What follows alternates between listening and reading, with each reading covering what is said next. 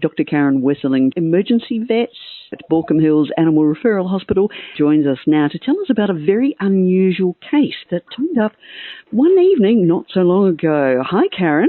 Hi, Kay. Tell me about this particular case.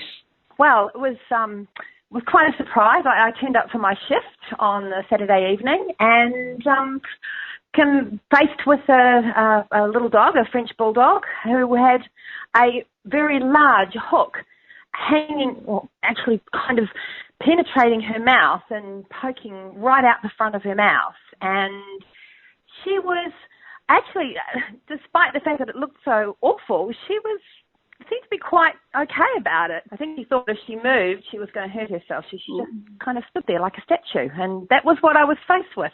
Right. So what did you do, aside from obviously comforting the owner, who must have been absolutely beside? Very distressed, yes, absolutely. And there was blood, and it was all very distressing. So obviously we gave her some pain relief. That was the first thing. And then I quickly got on the phone to one of our specialist surgeons and said, so this is what I have. What do you think I should do?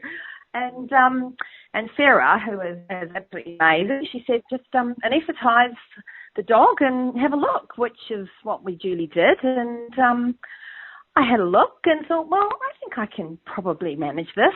So with the help of some bolt cutters, we cut it to smaller bits and managed to basically thread it back out. I had to make an incision in the neck where the other half of the hook. So it was like an S.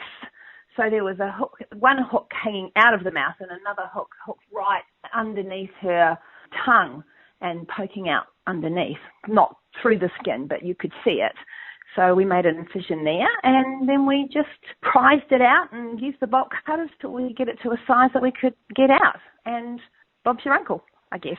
You make it sound like an everyday occurrence, and I'm sure it's not. But have you ever seen anything like this ever before in your life? Nothing like that, no. I mean, we have fish hooks. I quite often get dogs with fish hooks stuck in their mouths, and it's kind of the same thing where you can't pull them out. You have to push them so that you can get the hook part out, and then you cut it and then you can thread it out. So, but a fish hook is nothing like this. And my first reaction was a bit of horror, I have to say. And we just kind of took stock and with a bit of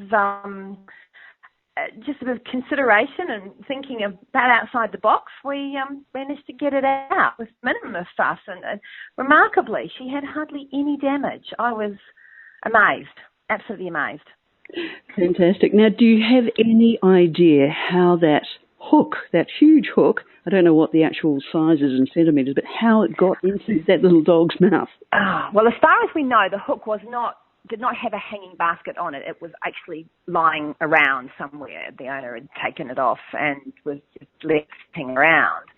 And I suspect she's picked it up in her mouth and gone trotting off with it. And probably the hook that you can see in the photograph has got caught on something.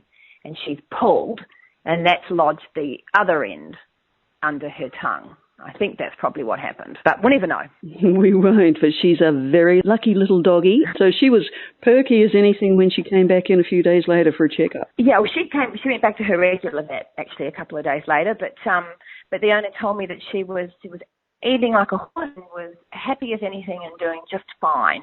And that was within 48 hours. So you'd never known. You would never have known that anything had happened. So, yeah, they're remarkable. Thank goodness. Much braver than us. Thank you very much indeed, Dr. Karyn Wesselingh.